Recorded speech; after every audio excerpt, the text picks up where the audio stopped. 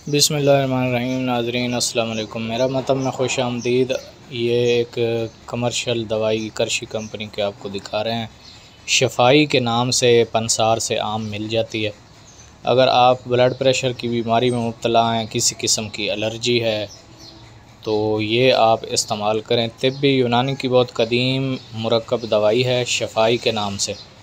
आम मतलब में हकीम हजरात भी बनाते हैं, लेकिन ये बनी बनाई मिल जाती है। 100-150 रुपये इसकी कीमत है और ये बहुत ही इफ़ेक्टिव है और बहुत ही ज़बरदस्त है। अगर आप हाई ब्लड प्रेशर के मरीज़ हैं तो अपने करीबी तबीब के मशवरे से, हुक्मा के, सीनियर हकीम के मशवरे से ये आप ले लें और इसको इस्तेमाल करें। इसका किसी किस्म का कोई साइड इफ़ेक्ट नहीं है। ये आपके खून को के जोश को ठंडा करेगी और एलर्जी वगैरह भी ठीक करेगी।